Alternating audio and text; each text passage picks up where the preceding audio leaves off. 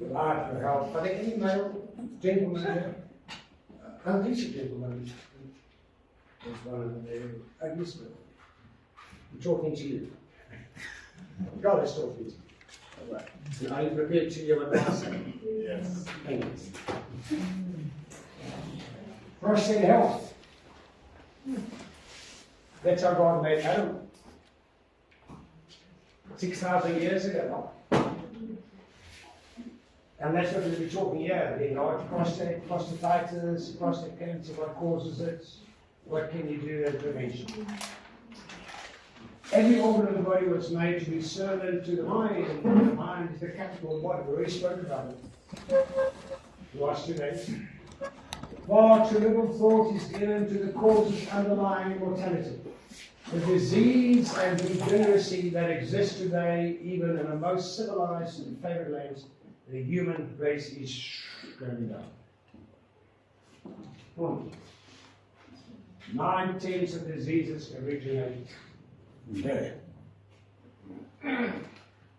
90% of all diseases is caused by stress.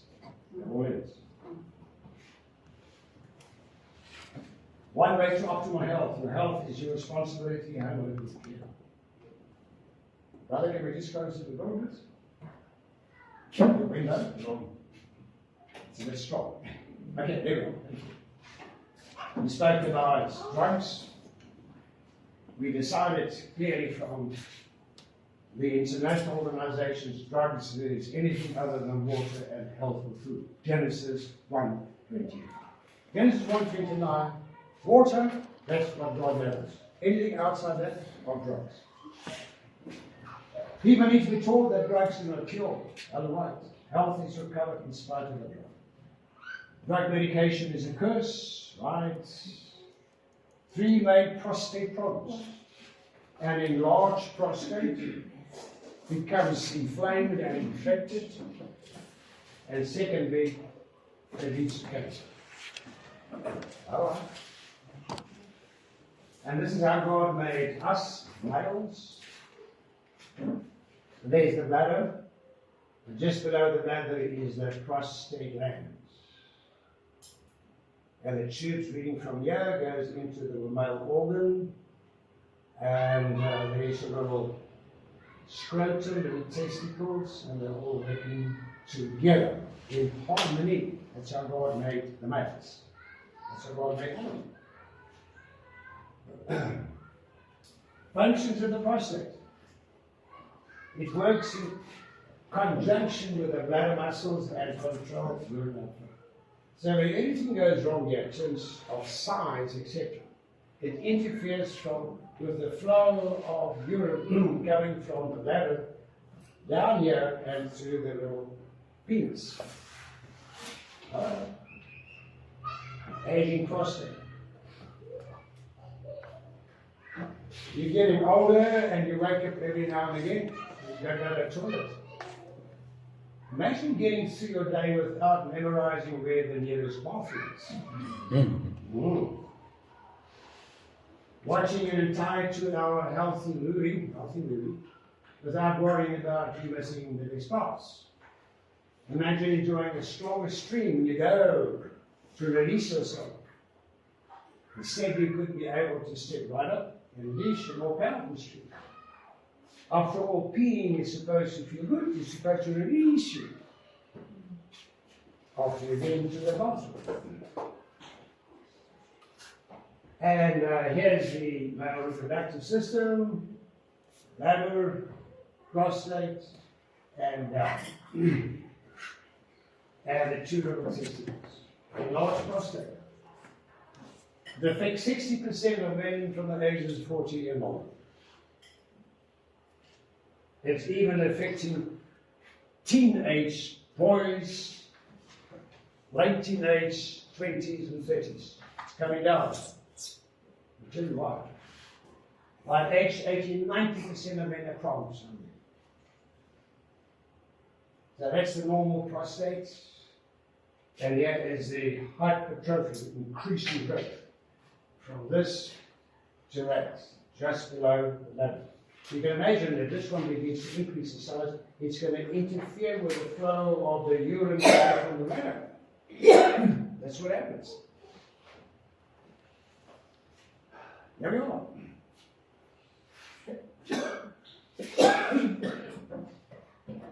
1 to 10 years of age, 21, 30, you can see what's happening already. And you're beginning to pick up problems with the prostate, even in boys, late boys, and boys, young men, 21, 30, already at these ages, and beginning to pick up problems. And it increases all the way up 80 years plus, and then you've got serious things. Also interesting that when you begin to get grown hairs coming out of your ears, and long hairs coming out of your nose, there's an indication that you've got problems down there. Look, gentlemen, aging men undergoing sexual changes, low testosterone. God made Adam with testosterone that levels and a bit of estrogen, female hormone. And God made Eve just the other way around. Estrogen and some testosterone. The symptoms are the enlarged prostate, having to strain to start urination, you're standing there and struggling to get a few drops. A weak stream, frequent urination, nighttime urination, urgent urination, dripping after urination. You leave the toilet and it's still dripping. And it's embarrassing for the mothers. And then you go to the local doctor and he does a digital examination of the finger with the anus, and he feels whether there's any changes over here. And you can feel it, it's enlarging. Feel it. The doctor is checking the prostate to see if it's enlarged or not. And yeah, the men are coming in for PSA test to see whether there are any changes in the blood. Prostate screening by the age of 40, this is down to the age of 30. Treatments include watch your weight and just wait till you pray the knowing happens. Blood free surgery, and look at this one. I should have put a big cross over here. Lifestyle changes. Actually, it basically is. The doctors who don't know are focusing on this and that to give their own a little more money, but the true doctors are focusing on this one. Lifestyle changes. Traditional medical options, drugs and surgery. There they are. That's it.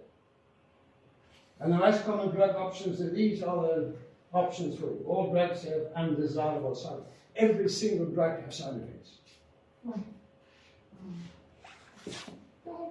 And then the term, you don't want to go this route. They put this transurethral right up the penis, right up to the prostate, and burn the cells that are enlarging. Burn it out. Right. And it drills out the tissue from there to there. So this is the male sign. I think if you did a bit of biology, you will know this.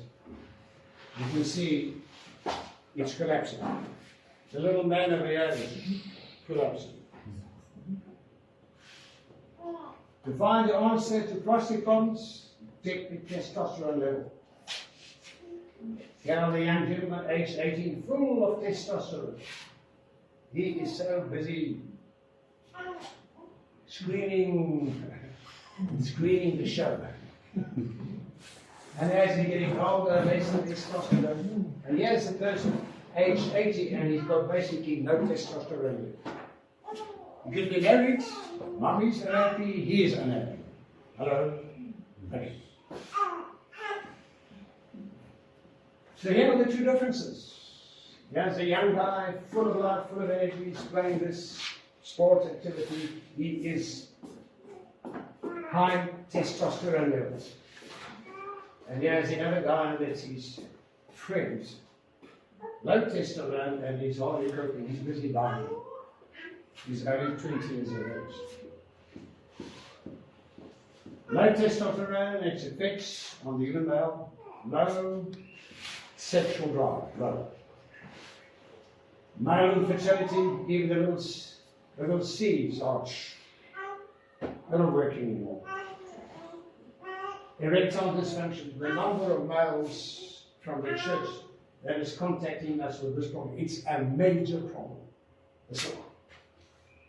You can't raise it to satisfy your wife.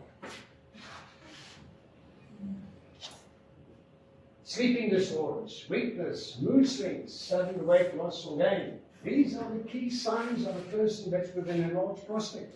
And they are the two hormones. That's what God gave Adam, a lot of this and a little bit of this. And with the female, the two hormones are switched around.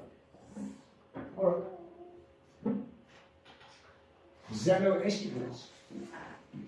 In today's environment, we are exposed to excess estrogen.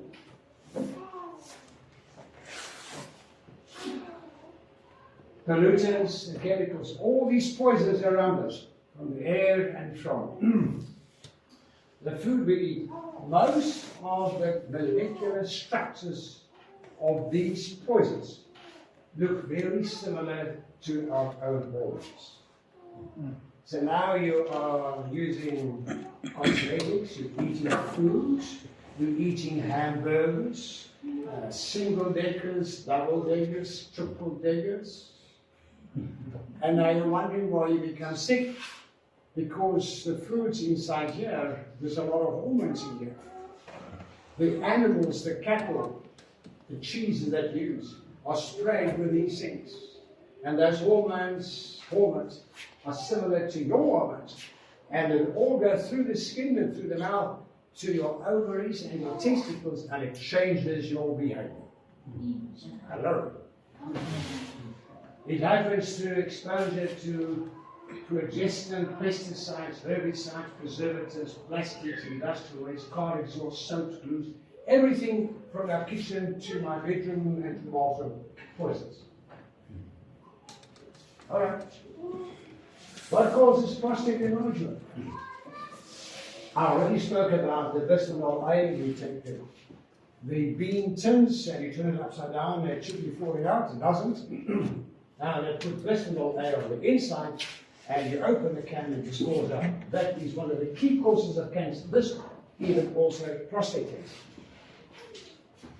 Baked beans, all those things. Prostate problems are caused by this thing, the hydrotestosterone. You know, the xenoestrogens. All these things, nail polish, detergents, perfumes. So the ladies are putting nail polish on here. Did you know that the nails are also breathing? Now you're bonkers. So how's it going to breathe? Cosmetics. Not only do ladies use cosmetics, gentlemen are also using cosmetics. They become effeminate. Have a patient coming to see, doctor, please help me. I said, yeah. So he opens his shirt like this, two beautiful breasts sitting there, 65 years of age. Doctor, please help me. What are you doing? Doctor, please help me.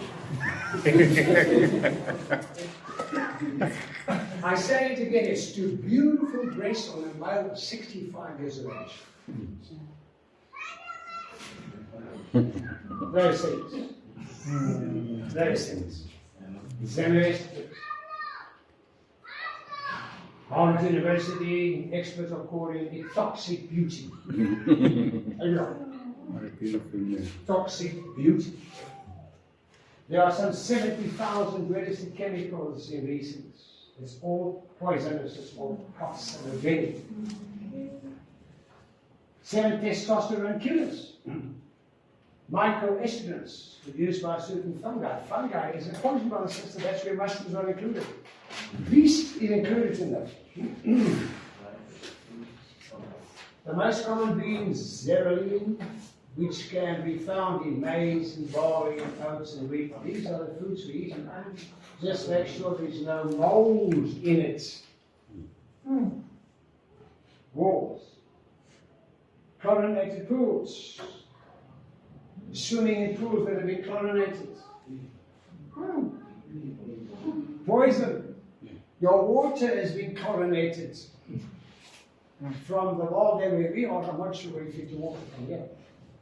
Sunscreens. Sexual excess and masturbation. I'll talk about that in a minute. Fungal infection, candida, baby's itchy vagina, gentlemen problems down over here. Tongue color changes. Believe it or not, it's estrogen. Men over age 50 have more estrogen in their bodies than their wives or girlfriends of the same age.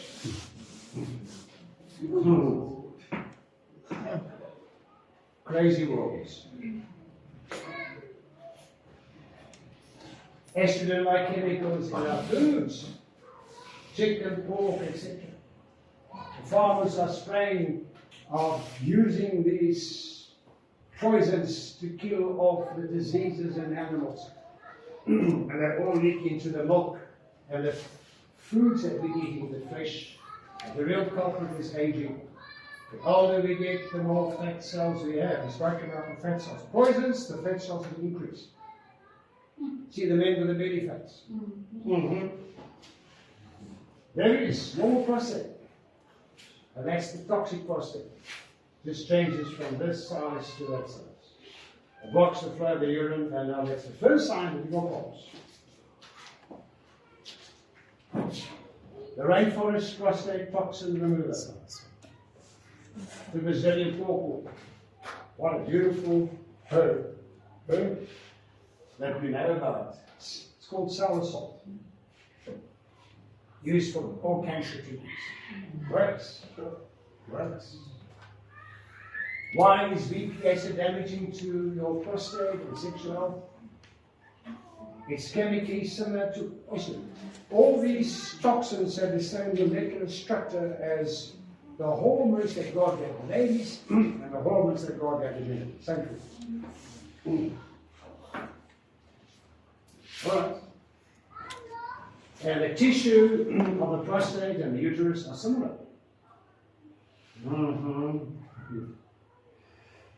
And I'm just going to throw it at you once more. Now I want to talk about why do men have nipples?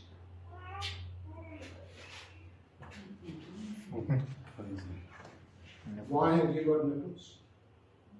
It's poison from food. I can't you, brother. It's poison from food. We check.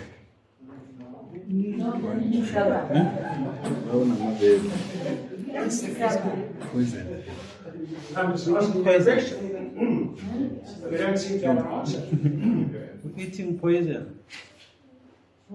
So, are you saying they've developed over the last 3,000-4,000 years? Because we're not born. Just think about it. Sorry. So here we are. The symptoms of hormonal imbalance. There's abdominal fat full of poisons. Breast enlargement full of poisons. And changes of hormones. And there's a bald spot over here. Besides aging, it's also hormones. And here's the progesterone cream. Many men have chosen to support hormonal balance by choosing bioidentical natural progesterone. Men. I thought it's for the ladies. You believe it? Yeah. Men are using ladies' creams Yes. to be like this. That's it. That's what they're doing. LGBTQ, etc. Cape Town is one of the key head offices worldwide for gays. For gays. Shake that. Cape Town. Men often buy six packs. Boom, boom, boom, boom. Another problem. How to reduce premature and accelerated aging. It's the thing we already spoke about. Raw foods, etc. Don't do this. It's basically what we already spoke about. There it is. Two types of aging that occur in prostate. Age, chronology, and premature aging. You change your whole lifestyle. You want to be like a woman. A diet high in animal fat, fried fish, or roasted nuts. Yeast infection. Yeast is a poison, it's a fungus. So, if you're taking antibiotics, it's going to increase the level of the yeast, the Saccharomyces cerevisiae. Tight underwear. Gentlemen, no tight underwear. You're squashing the little man over here. He wants to breathe. I'm talking to you straight. Yes, sir. Scented sanitary underwear. For the ladies, by the way. Acidic pH, we spoke about it yesterday.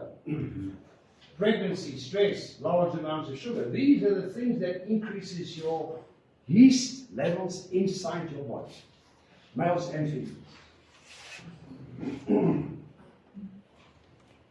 Male yeast infection, prostate problems, alcohol, reinfected when having sexual intercourse. Both are infecting one another. A simple candidate test, we've already spoken about this. Glass of clean water in the morning, you spit in it, and if the little form strings over there, or the whole sputum drops halfway or right at the bottom, you do it before you get up. That means your body is acidic. Or saliva will just sit there in the top of the glass. We spoke about that already. And these are the recommendations for people. And large prostate, saw palmetto works. There it is. The Pygeum and the saw palmetto very much. It increases testosterone levels and things tend to get back to normal again. That's what you do. However, quality determines results. And not every one of these is true. So you want to be sure that you do something. Saw palmetto, pumpkin seeds should be taken, this should be taken, to try and stimulate things back to normality. The benefits of nettles, there they are.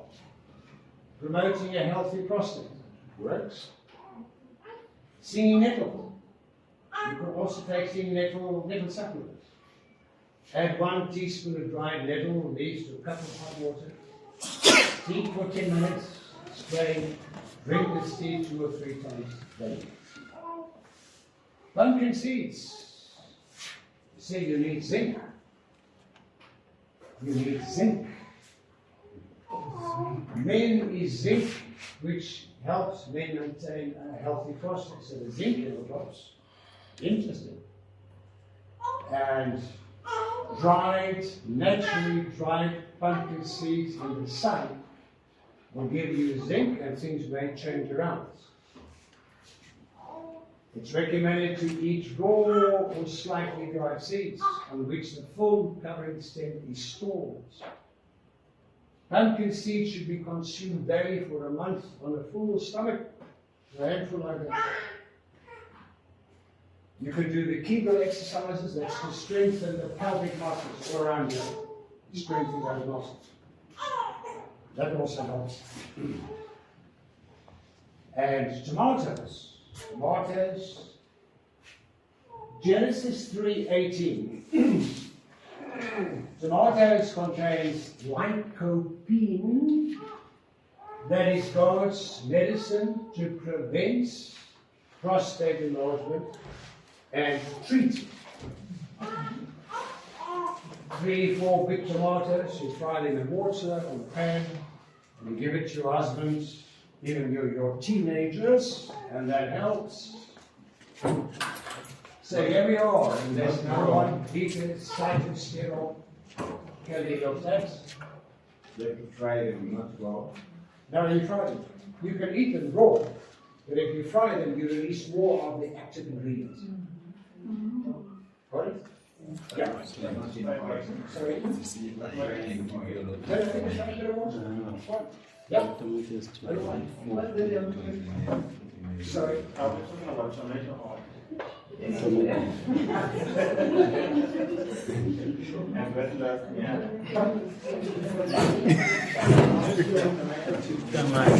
Is that right? Yes, Without water? bit of water. You just cut the tomato, This information wrap is into called it, Why you put water in there, water in the pan on the stove. Yes, and then you fry it. not well? No, you don't have to use oil. You can use nothing more. Very good. Right there, if you want to use oil, you can use a bit of oil. I'll work that out. All right. So here we are. Frequent reoccurrence of prostatitis, and now we're talking about prostatitis. Not only is it enlarged, it's now inflamed. It's infected. Prostatitis, there we are.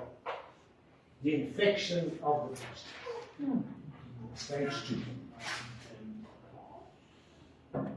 Prostatitis, an infection of the prostate. Frequent reoccurrence of prostatitis increase the risk of prostate cancer.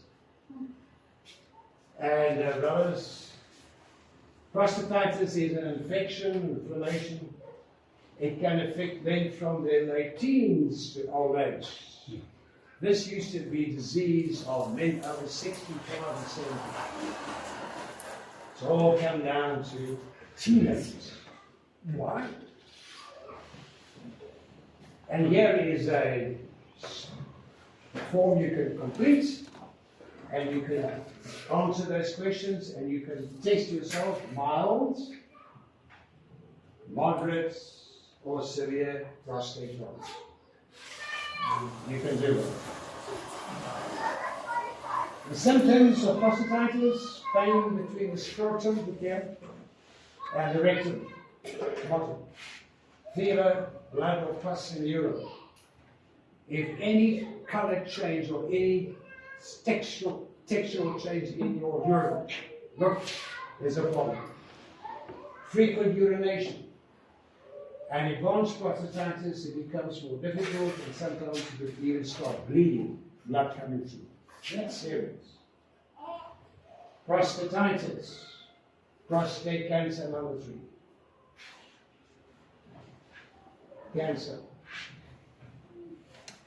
You can see how the cancer is growing in the prostate. So, stages of cancer: stage 1, 2, 3, 4. 4 stages. Stage 1, there's a tumor there.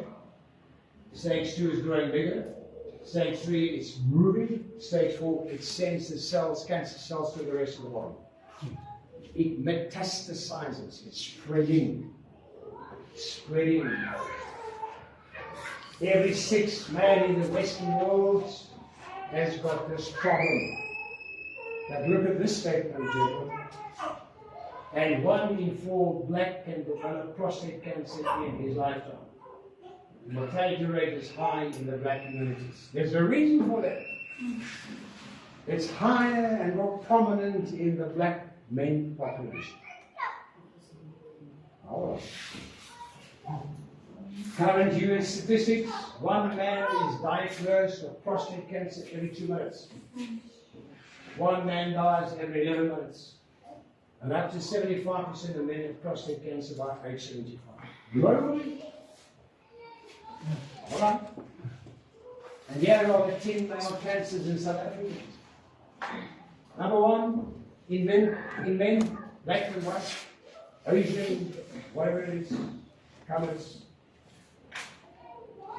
Number 1 is prostate cancer. And then follows the rest. Okay? That's 2013, prostate cancer, 28%. This figure is close to 35-36% now. 2033. There we are. And age distribution, it's coming down, 60, 39%. As you can see, it's coming down earlier, and this figure is still there. Over 81 to 7% will have a problem. What will be 90, it goes down again. What does that mean? All those are now dead? Or? Yeah, rather they laid to rest. So the figures to work with to get the statistical figure is changed. It's no longer the same as these, where most of the prophets are. It's changed. Very few victims. Very few men survive in 85. Very few. Only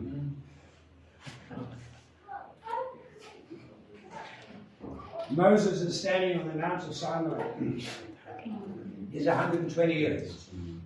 He's looking across the plateau, he's looking right into the promised land. And Sister White says, 120, his eyesight was bright and his brain was straight. 120. That's how he should be. He didn't live 6,000 years ago, 3,500 years ago. And often Christ God can't also reach there. Risk factors for prostate cancer. 6 out of 10 men over 65. If the father or the brother has got prostate cancer problems, same. Race, African American men, Caribbean, fat, multivitamin use, dioxin exposure, this dioxin, you know what this is? Brothers, here is the water bottle. And it comes with different textures. This is a fairly soft one. Others are very soft. Then you get a harder ones. And now I'm going out for the day. I'm taking a bottle of water with me. I drink it. I leave it in the car. See it with people here and this and the other. And by the time I get back, the temperature inside the car has risen. And the higher the temperature, and the longer you leave it over here, the plastic releases dioxin. It's a poison. It's a poison. It's attacking your prostate gland. You believe it? And you buy a bottle, and you drink the water, and it's best to throw this bottle away after one use. You may fill it again, second time, but not the third time. All right? Prostate cancer is a red flag. It's an urgent call for help from the immune system. So, doctor, that thing that covers in the microwave. Sorry. That thing that you, when you warm the food in the microwave, that bleed, is it not having an effect also? Absolutely. Microwave. Meaning that plastic that you cover, the microwave. It's the same thing. It's the same thing. So You're eating that plastic. So you will expose your food again to that light. Now the thing is, the companies would release microwave plastic covers or a cover. Are you with me? To protect the food against radiation. But the radiation is still getting through. Are you with me? It's penetrating. Because you've got to warm the food. How else can you warm the food without the radiation? So everybody's playing games with everybody else's systems. So everything is risky. Sorry? You said everything is risky. Everything is risky. Yes.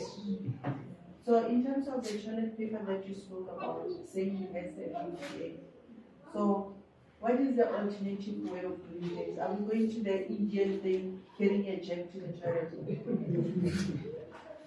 Or what are the, I think now we are talking about the rescue. So what are the remedies in those risks? Like toilet paper has a BPA. Yes. It is infectious. So my question is, am I going to hold a jack when I go to the toilet to wipe myself? You know?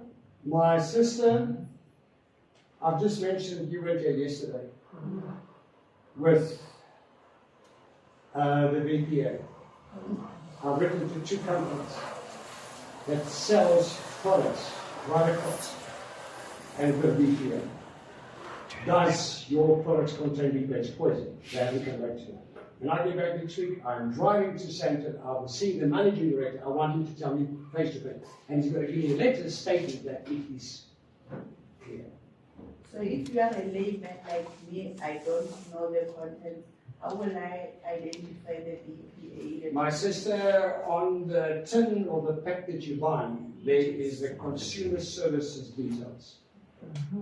And you write it in, unfortunately. And you say who you are, and you will say, I'm inquiring as to whether boom, boom, boom, boom. Can you please report? I've written this 2 weeks ago, they're quiet. They haven't come back to me. I'm going to see it. So the way you're going to do things, my sister, you've got to check with it. It's a consumer's right to know what is on inside the pack.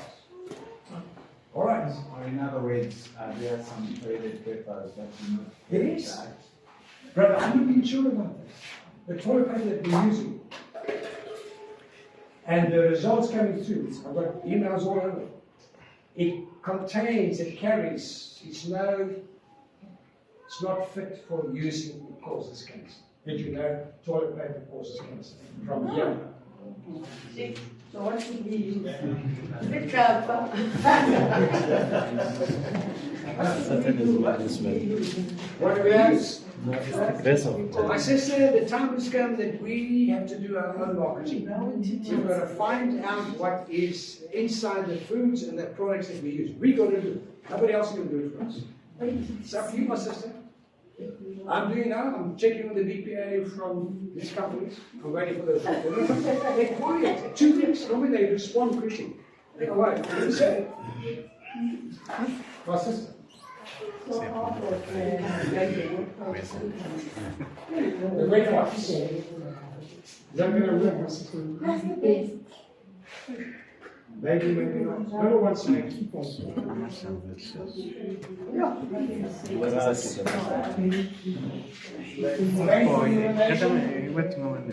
Frequent urination. Blood in the urine, that's cancer. Pelvic urinary bone pain, erectile dysfunction. This is a major problem. Major problem. You know, should you screen for prostate cancer? Yes, you can if you want to. They do this rectal examination at the back of the ear, early detection of prostate cancer. And prostate cancer usually occurs around the age 65, 50 onwards, earliest 40. Neither the PSA test nor the DRE is 100% put in the needle here and burn out the prostate cells. All right. We do not know the cause of prostate cancer. That's what they tell us. The doctors out there down the road here. Most likely cause is related to changes in genetic material. Everybody says, well, it's genetic. Oh, it's rubbish. DNA changes can be passed down through the families or lifestyle. Oh, there we go. But high in red meat or high fat dairy products and low in fruits and veggies may rise the risk. And then these two, sexual practices. There we go. Preventing and treating prostate cancer. Can you prevent prostate cancer? These are the medicines that are being prescribed to you by the doctor down the road. And if you look back at Eden, everything was fine. Veggies were introduced, animal foods, progression to a vegetarian diet, and finally back to heaven again.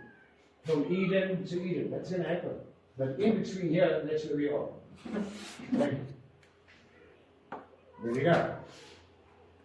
If you eat meat, your chances of getting cancer are about 1 in 2. So 100%, 50% each, your chances are very good. Ellen White, these things excite and strengthens the lower passions, sexual desires, animalistic desires. Avoid meats and processed meats. This is coming from the cancer epidemiological biomarkers. All these things. Don't touch. I'm talking about the males. All right. And spicy foods excite animal passions. 2 selected nations. Sugar is the main cause. Sugar is more harmful than fresh fruits. Look at this. Councils and diets. The dairy can increase a man's risk of getting prostate cancer by 34%. If you're using dairy foods, all the cheeses, the yogurts, the amazing, and all the other things. 34% increase. All right. This. Don't touch. No, I didn't prescribe this for us. All right? That's all the cheeses. Every cheese. The molds. The yogurt. That's it. The fermented foods. Excess calorie intake and high body mass index. Body mass index is an indication. If you're beginning to grow these, problem. Total dairy intake was associated with a significantly increased rate of non-progressive prostate cancer. Dairy. You can use turmeric to help you. Stinging nettle you can help. Apple cider vinegar, externally not drinking. There is no disease, none of that is prevented by multivitamins. I've attended this going to in America some time ago. And the top international expert on the use of multivitamins supplements, he says, I've never come across anyone using these that have cured any disease. And the guys just went for it. And it's the truth. He explained why.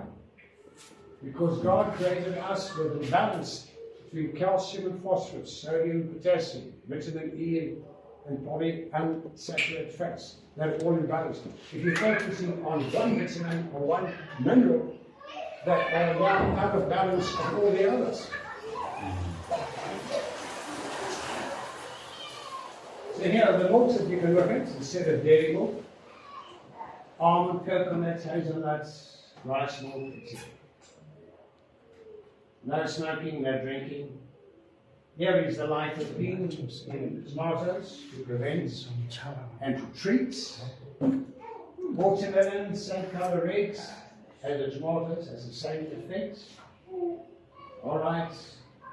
Veggies, garlic for prostate. Here's the active ingredient, allicin. And prostate cancer, green tea for health. And you're using these foods over here, what God gave us. Cancer is rare in India. Oh, prostate cancer is 32 times more common in American men than in India. 2003, the results were released. We need to take flaxseed oil, soy rich, nut seeds, etc. We need zinc, brothers, sisters, brothers, zinc from pumpkin seeds. There we are, you can look at that. Ginger is a miracle cure, even for prostate cancer. Vitamin D level, sunlight, up until 9 o'clock, after 3 o'clock. Vitamin D, sunshine. Vitamin D3 also a prostate vitamin. Alright? This one. We report the first clinical trial of pomegranate juice in patients with prostate cancer. That was 2006. We spoke about pomegranates, I think, on Thursday afternoon. Pomegranate juice retards prostate cancer growth. There's research, 2006. Omega-3 fats, flaxseed oils, we need this. These are the things you're going to do. And lifestyle changes, we'll talk about it tomorrow.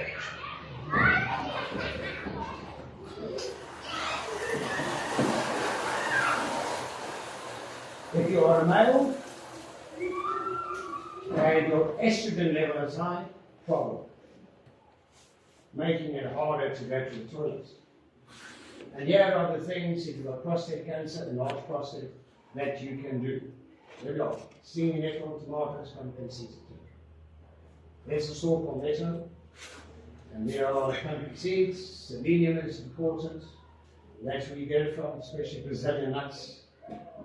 Scientists have discovered an amazing nutrient that can protect prostate against this bad thing. And that is the name of the day. You check that with your local pharmacy. How to increase or maintain testosterone production naturally. There we are. It's basic lifestyle principles that you follow. Now, ashwagandha extract, Far East, a wonderful herb that God was supposed to do.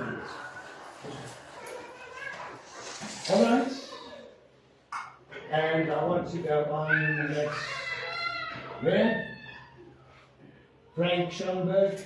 That's why, as you may know, there are estrogen-like chemicals. We already spoke about the environment. There we are. You can look at that. You can look at that. Prevention of prostate problems. There we go. Gentlemen, I hope that you're with me right now.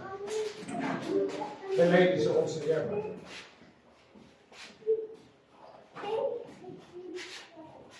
When I was in high school, for the first time, I heard about how God made men and how God made women.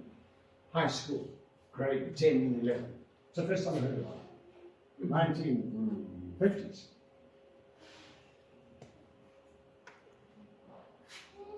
When you get married, these days, before you get married,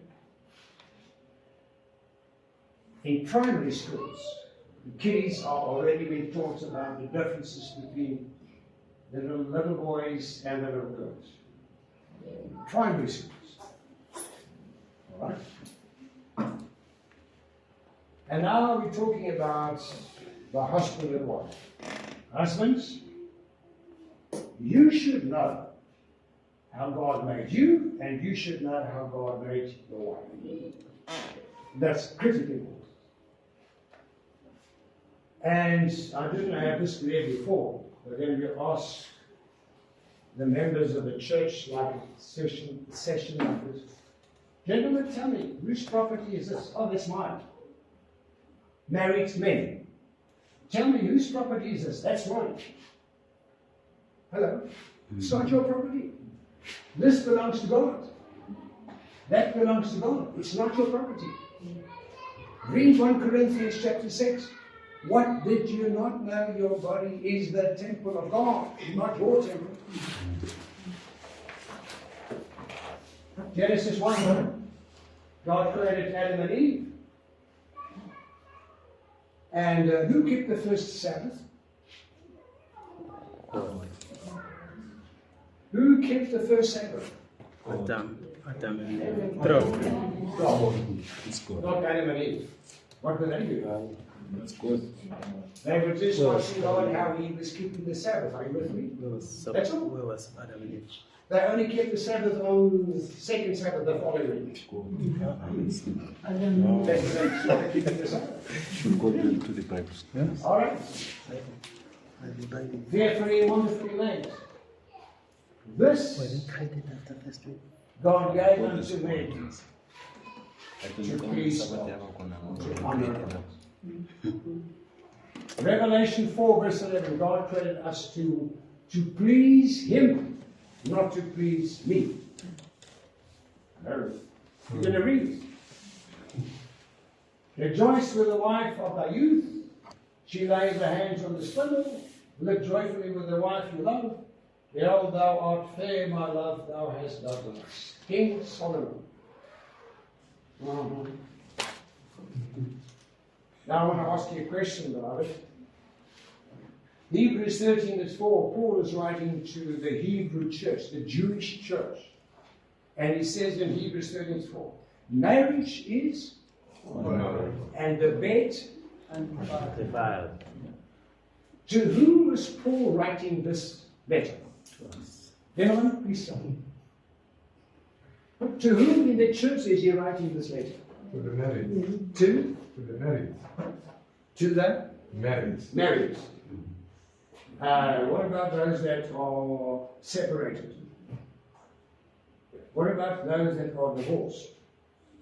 What about those that have lost their husbands or wives? What about the teenagers? What about the older children? What about the younger children? What about infants within the first year of life? Yeah. What about? To whom did Paul write? Everybody in the church, even the little infants. Do I read it? I'll show it to you now. Paul wrote this to the whole church, bringing into captivity every thought to the obedience of Christ. 2 Corinthians 10 verse 5. What is the true meaning of this, brothers and sisters? Marriage is honorable and to be heavenly. And a couple is standing in the church before my pastor here, and he consumes the marriage, husband and wife, and he says to the groom, "My friend, you may now kiss the bride." That is his first kiss to that woman and that woman. First kiss. You may now hold the woman. First hug. Come on. Hello?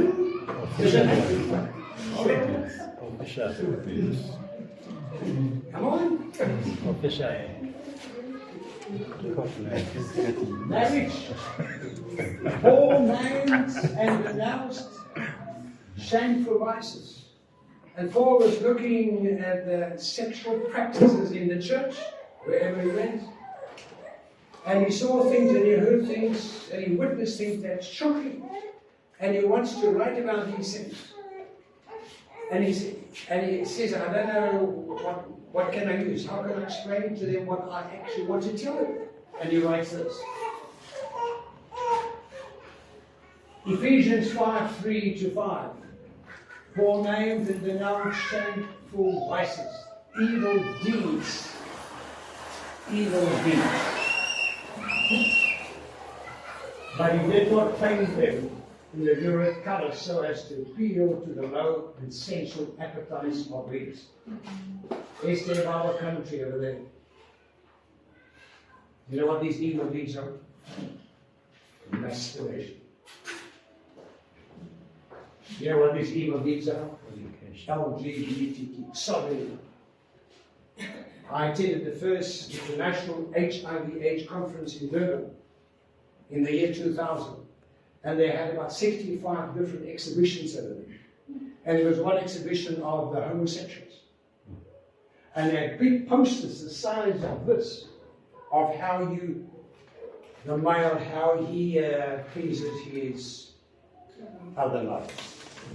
In pictures, and everyone flocked over there to look at this vulgar pictures. The whole exhibition was full of this rubbish.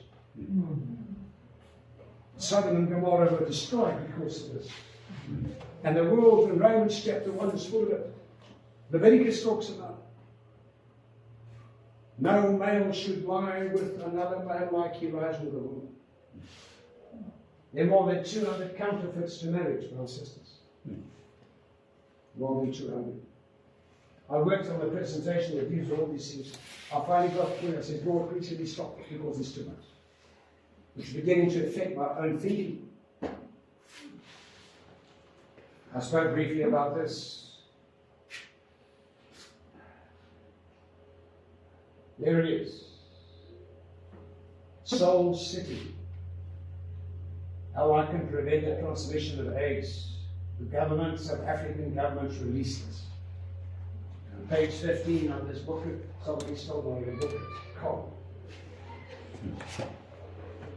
If you feel sexy, it says, what do I do if I feel sexy? It says you go into your bedroom, you put on the radio, lock the door, and you take pornographic materials and you satisfy yourself. And this was apparently so popular, it's gone right into Malawi and Zambia and Zimbabwe and all this Africa, and all these things. The whole book is full. how you behave sexually. There is premarital sex. Our young people can prevent AIDS under subsidy. And there it is. Ellen White's response to this is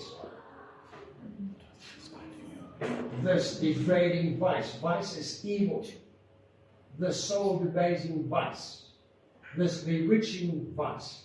It's moral pollution, the soul and body destroying vice. There it is. Frequent masturbators had a 79% higher risk of prostate cancer by the age of 60. Frequent masturbation during men's 20s and 30s increased their risk of prostate cancer. Look at this. There are the references. University of Nottingham. Effects of self-abuse. Ellen White then wrote a book. 1860s, 1870s.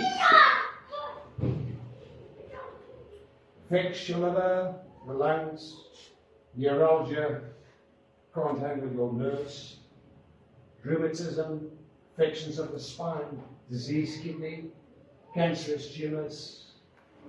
Solemn Appeal, 1870, that's when it was written.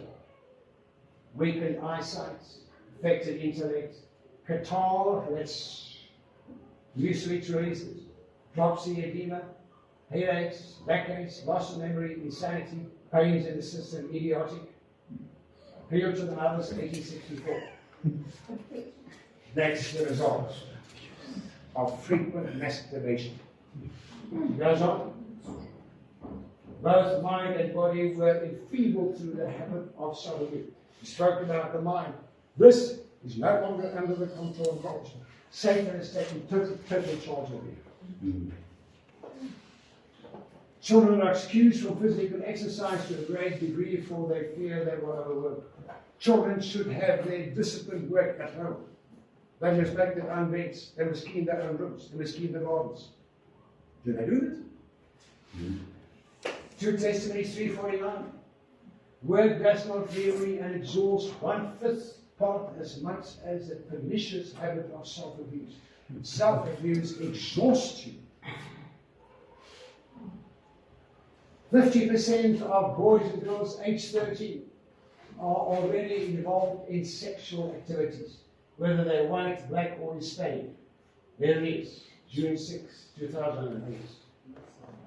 Masturbation brings on disease. It is practiced to an alarming extent and brings on disease of almost every description. Masturbation. Hello? They've done research in America. I would say 90% of the population of the world are all masturbating. Inside the church, as Robert and sisters, read, will show you. 90%, whether you are 95 years of age, or 60 or 50, or whether you're a youngster of 17, or whether you're an infant, you are masturbating. Did you know that? Charles City Institute for Health Development, that's what they send out to sub-Saharan Africa. Some ways in which counterfeit names are being expressed. Masturbation. Did you know what? You are young, you're not married, you're masturbating, and the orgasmic sexual satisfaction is at this level. Now you get married. The orgasmic sexual satisfaction level drops down here. Did you know that? It's not the same. And then the husbands start looking around because the wife is not giving to him what he had before he got married. Are you following me, brothers and sisters? Thank you. Thank you. Overweight men, prostate cancer. Number 5, your bodies are the temple of God. You read that. The imagination must be positively and persistently controlled if the passions and affections are made subject to reason, conscience, and character. Not only does God require you to control your thoughts, but also your passions and your affections. Your salvation depends upon your governing yourself in these things. Look at this statement. how you behave here with your wife or whatever, married or unmarried, will determine Salvation. ultimately. I want to go on further. Old Testament, normal female conditions. Inopportune relations with her husband. No relations during her menstruation. Don't touch her. That's a law. 7 days. Look at this. Coming out of the Bible. Leviticus, Ezekiel, there are all the references. Abnormal female condition, that is menstruation, 7 days. Not 3 days or 4 days. 7 days. Don't touch. Abnormal female conditions, when there is little problems over here, as long as it lasts, don't touch it.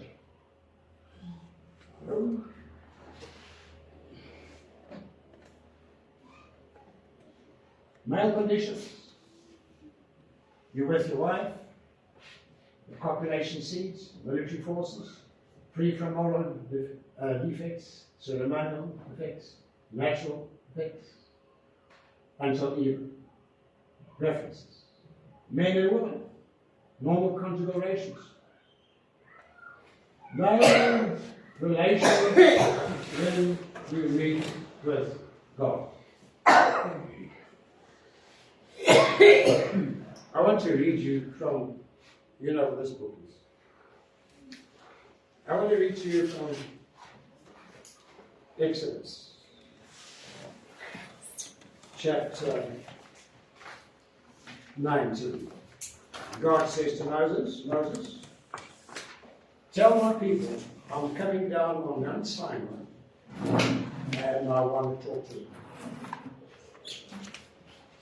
And then we are on to verse 15, it says, and he said unto Israel, the people, be ready against the third day, come not at your wives. And it came to pass on the third day in the morning that there were thunders and lightnings, and Christ came. Christ came down. So what is sexual excess?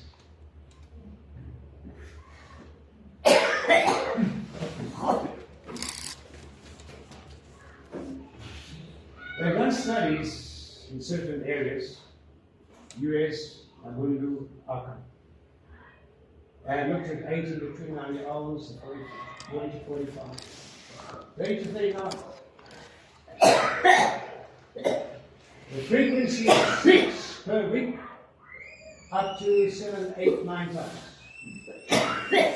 They are with their wives. Or vice versa. Frequency of 6 per week by age in these 3 groups. They'd be very busy. Look at that. And this was the AKA group, 7, 8 times, others 3, 4 times a week, others 4 or 5 times a week, that they have sexual intercourse. Sexual excess exhausting the vitality. 1868.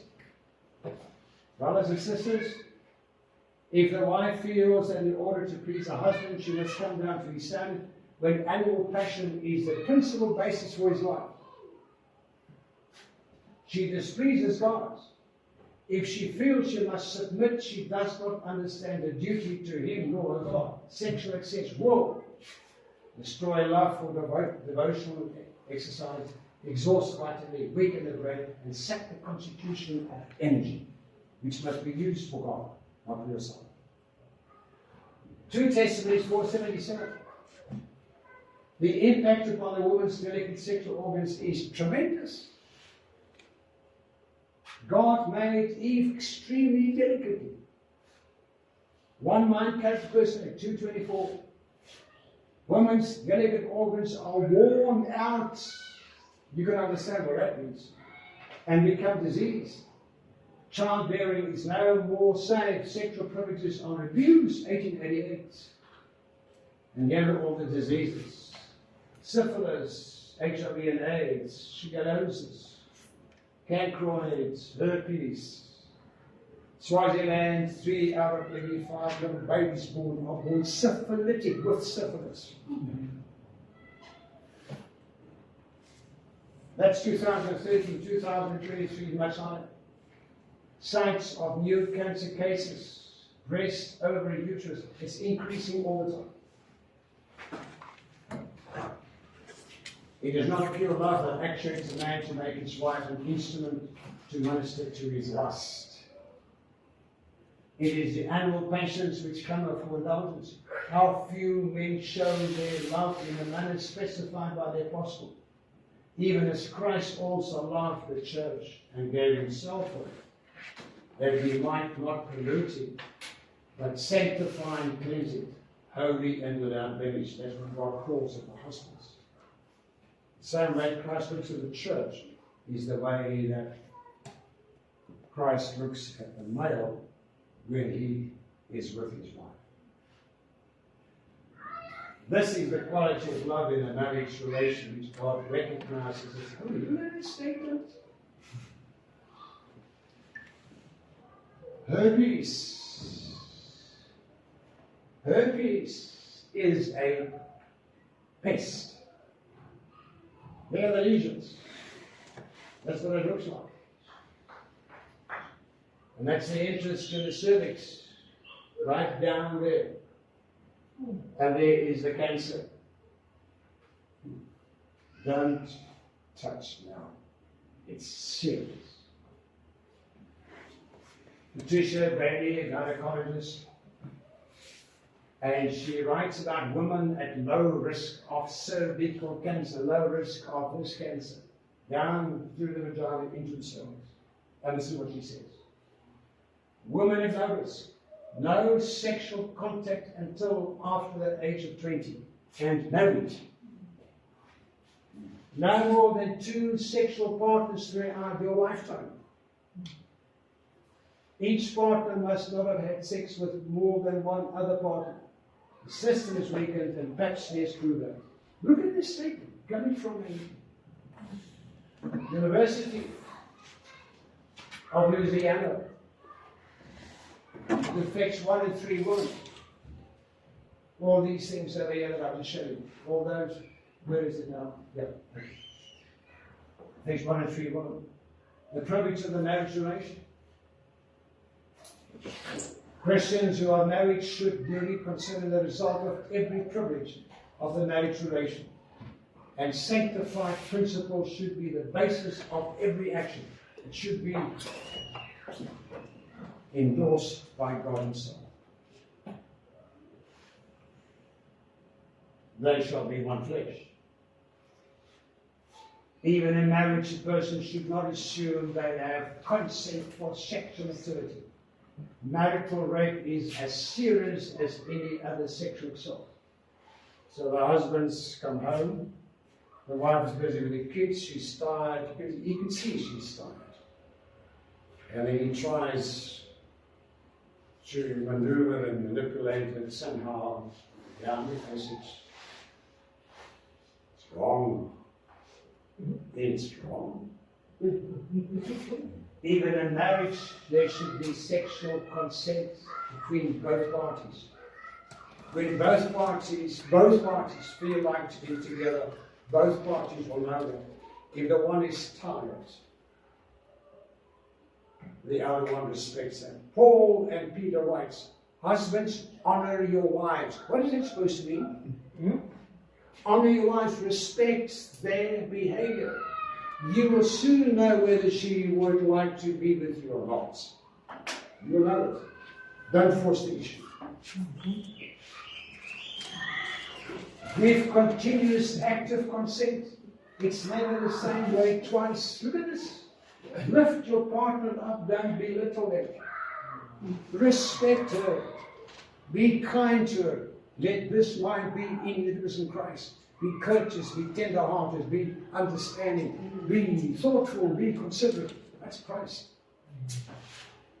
Withdrawing consent is not usually withdrawal from the relationship, of course.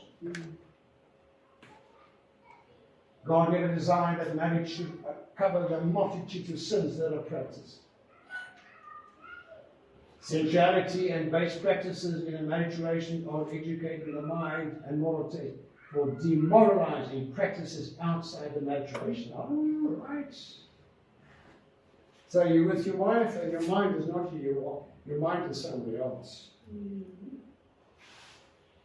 A wife is not a body to use, but a person to love. And here is the menstrual cycle. Before we reach there, question. When we come to first, is it 1 Corinthians 7? Sorry, 1 Corinthians chapter Yes. 7, where Paul says, her body is mine, my body is hers. Now, due to burning, because of burning issues, each one should have his own wife and his own husband. Now, where it comes to coming in the middle, because we are given to understand that it's only the man who has the desire for sex. Is it not supposed to be both ways, so that the woman too must be considerate for the husband? Absolutely. It's not supposed to be simply saying no, no, no, no, otherwise. Absolutely. I think we touched on that aspect of brother just a little further down the line. Yeah. Absolutely. Husbands, you should know from day 1 to day 28, your wife is in her cycle. You should understand it. What do you understand by that? You will know exactly when she is beginning to menstruate. And for 7 days you won't touch her. Hello? The Bible says so. You're respecting her, you're loving her, you're kind to her. In the Jewish days, the wife went during this time of menstruation, the wife went to the mitzvah bath. And that's where she purified herself. The husband was at home with the kids. And while she was there purifying herself, the husband was looking after the family, etc., etc., etc. And he's looking forward to what? To her coming home.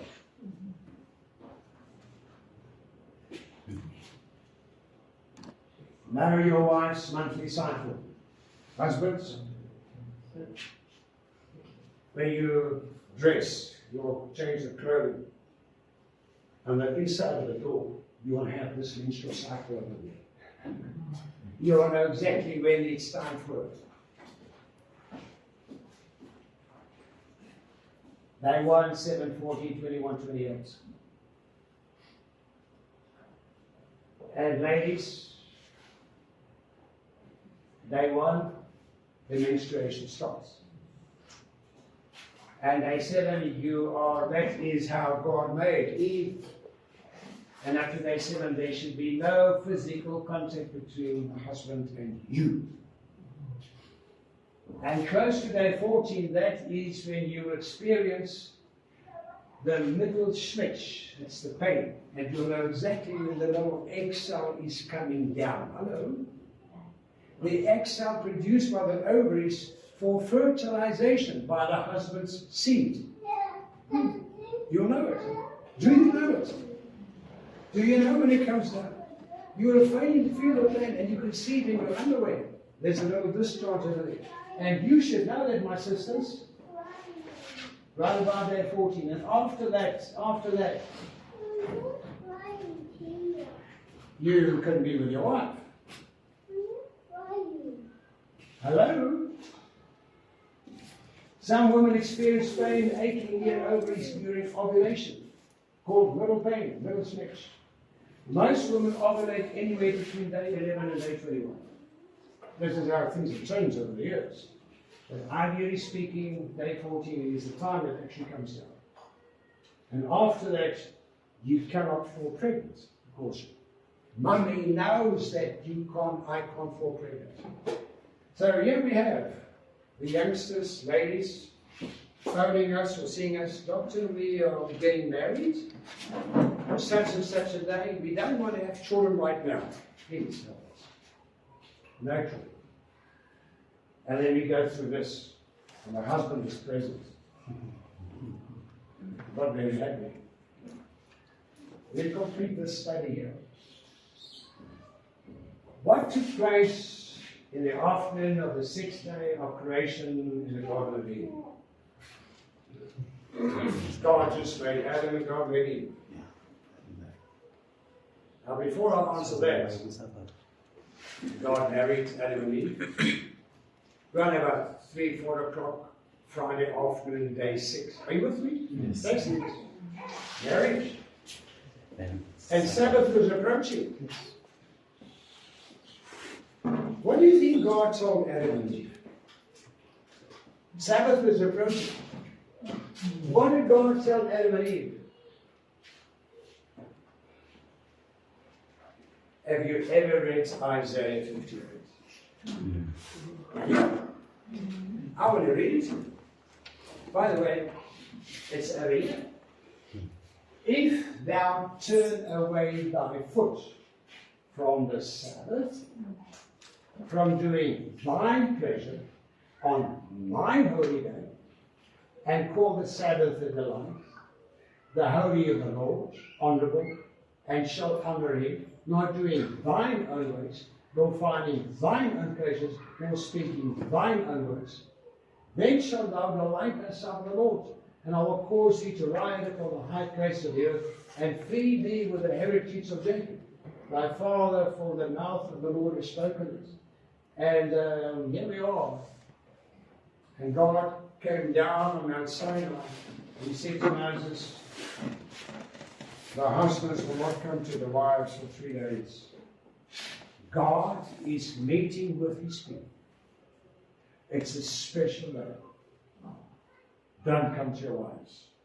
Let your focus and your attention be on me. Now, brothers and sisters, is today a special day? Yes. Does God meet with us on this day? Of course. If thou should not put away, so from sunset last night to sunset tonight, there shall be no physical contact between husbands and wives. Amen. And shall honor him, not doing thine own ways, nor finding thine own pleasures, nor speaking thine own words. No, what is that? Hello, brothers and sisters. My brothers and sisters, at Mount Sinai, and he said unto the people, be ready and on the third day, come not at your wives. That's when Christ, God is coming down on Mount Sinai. It is not pure whom we love, which needs the wife to gratify the animal propensities her husband, our husband at the expense of her own. It may be necessary to humbly and effectually urge, even at the risk of his displeasure, that she cannot debase her body by adhering to sexual excess. So what is sexual excess? Even Ezekiel 18 talks about, now they have come here to a menstruous woman. Read those things. Some reasons to avoid contact during a menses. This is hygiene.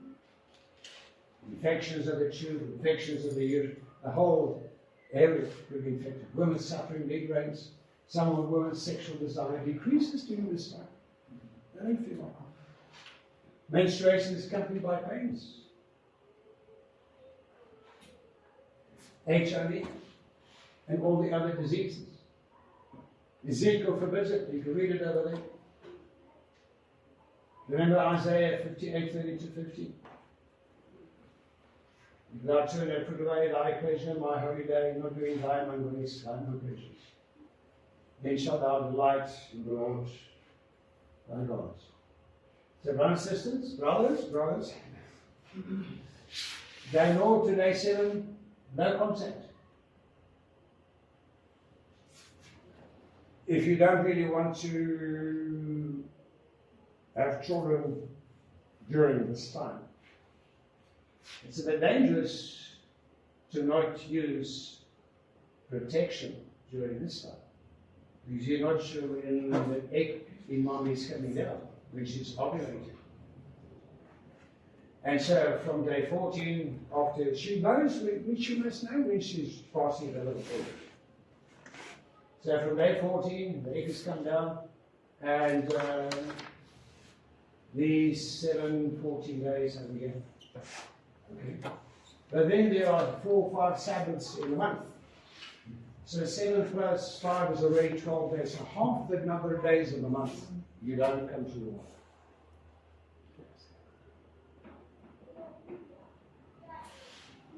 Abstain 12 to 14 days per month. This is self-control. God helps you to do that. Excessive sexual practices lead to a number of dangerous deficiencies. These ones over here. In the male and in the female. All of them are important when it comes to orgasm. Right, symptoms, painful urination, anal itching, testicular pain. This is not nice, this one. Fatigue, etc., etc. The animal passions, cherish and indulge become very strong. Women's delicate organs are worn out and become diseased. That's it. Syphilis, HIV and AIDS, all these things, cervical cancer, these are all the things that's happening to the woman. And God has created us there. And Psalm 139 created us there. And here is the mikvah bath. For more than 3,500 years, observant Jewish women, there she is, have been making monthly trips to a ritual bath called the mikvah bath. Their immersion is seen as a kind of purification after each menstrual cycle. And it marks the time when a wife is permitted to resume sexual contact with her husband. The most feminist Jews are reinventing the ritual for the 21st century. Look at this. They're realizing things that God showed them there that should be implemented. Likewise, ye husbands, 1 Peter 2:7. Dwell with wives according to knowledge, giving honor unto your wife, as unto a weaker vessel, and as being heirs together of the grace of life, that your prayers be not hindered. Thoughtfully consider all marriage duties. Do not take advantage of them. Respect her dignity. A woman who is beautiful. She is a gift to you. Love her, cherish her. She doesn't always feel the same headaches, tired, etc. Think of her. Even when the women professing godliness give loose rein to their lustful passions, and have no thought that God holds them responsible for the expenditure of our energy, which weakens their hold on life and drains their entire system. The marriage covenant covers sins of the darkest color. Abusing powers God has given them, health and life are sacrificed upon the altar of masturbation. Neglect of health of war. Nature bears abuse as long as it can. We often spoke about praying this prayer every morning, Isaiah 11, Isaiah 4, asking God for this